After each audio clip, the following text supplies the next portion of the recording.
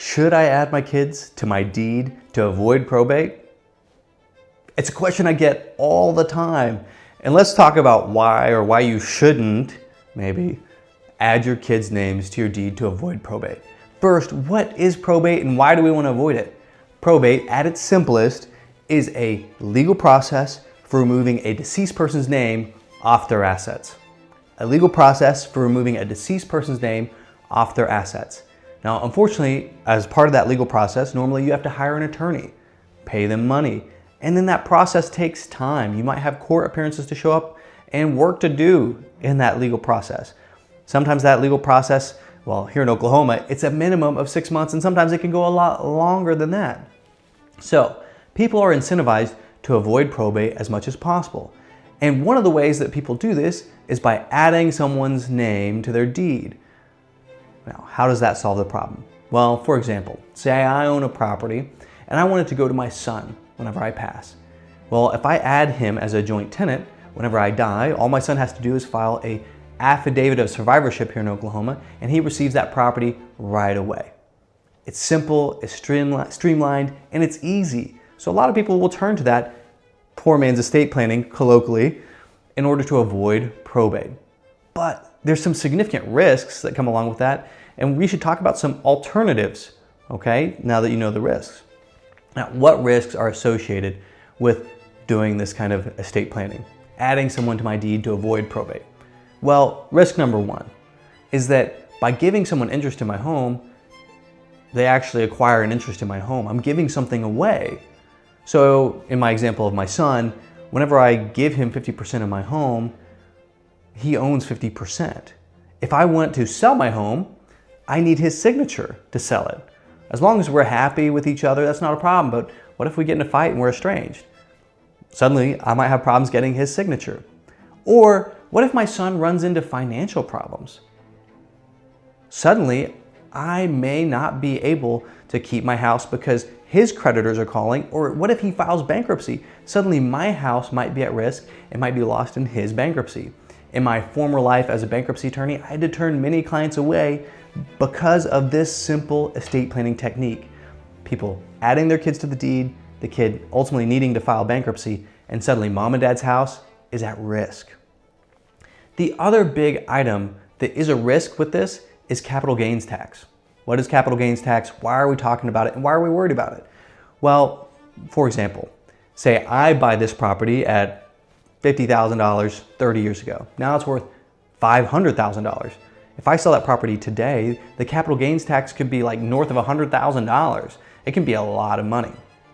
Well, if I were to add my son to my deed right now, he inherits part of my my basis, not a stepped up basis, excuse me. He inherits part of my basis. So for his portion, he's gonna pay taxes on. That could be 40, 50, a lot of money, $1,000, right? Now, any portion he receives by inheritance, though, alternatively, is tax-free. So, hold on. If he inherits it, he pays $0 in taxes? Yes, because he gets what we call a stepped-up basis. And that's what I want my son to receive. I don't want him to receive my property and a giant tax bill to go along with it. I want him to get it and be able to enjoy it. Unfortunately, adding my son's name or adding your kid's name to the deed nullifies that, and they might get stuck with a big tax bill. So those are the two big risks. You lose an interest in your property and then capital gains tax. Now, what are some alternatives to avoid those risks and still avoid probate? Well, for most assets, we have something called a beneficiary designation. Your bank accounts and your financial institutions should have these kind of designations where you can appoint someone to receive your property. It's a contract between you and that institution that says, when I die, give the money to so-and-so. It's so easy, it's simple, it avoids probate. Everyone should have their beneficiaries designated. But for a long time, we didn't have that kind of designation for real property. As of the last couple decades, Oklahoma has gotten with the times and added something called a transfer on death deed. It's like a beneficiary designation for real property. It's normally an easy form you download online, you fill out, you say, I so-and-so own this property and I want to give it to so-and-so. You file it for the small filing fees, and that's it. It's very simple. That property will go straight to your heirs whenever you pass if they file an affidavit within 9 months. If they don't file that affidavit within 9 months, that property has to be probated. So that introduces me to maybe some of the risks and drawbacks of a transfer on death deed. One, it's public, so everyone knows.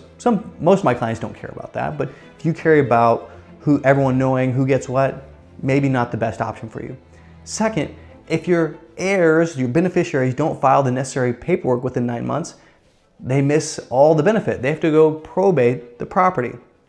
Then, also, whenever your beneficiaries receive the property, they receive it in something called joint tenancy.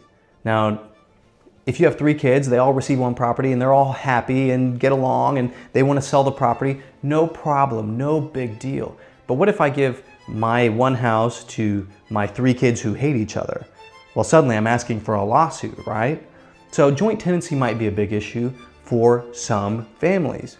And then lastly, something I like to call lapsing beneficiary interests. Now, say I have those 3 kids, I add them as my beneficiaries on my transfer on death deed. Well, if one of them passes, their interest disappears and the 2 remaining children now split the property. Not a problem until my 3rd child, the one who passed, has kids. Well, I want my grandkids to get their portion, right? So what happens is all of a sudden that 3rd child's kids, the grandkids, they get cut out and the 2 remaining kids receive the property. I've had this happen to clients. I don't want it to happen to you.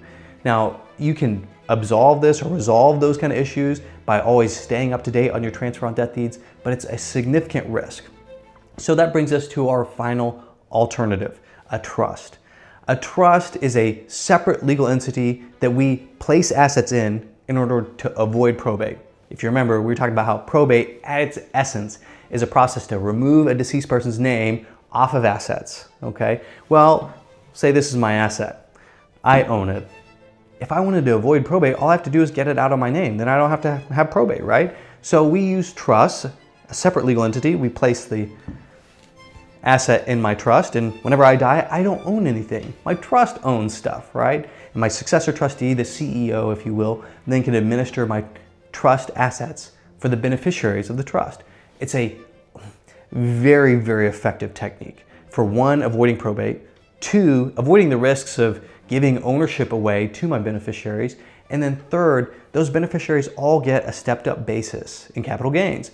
Huge benefits, and I get to control those assets as long as I'm living.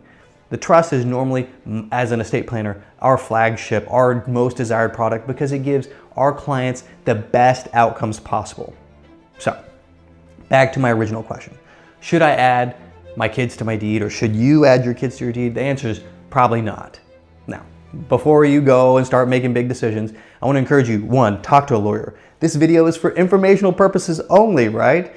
And I am not establishing an attorney-client relationship with you through this video.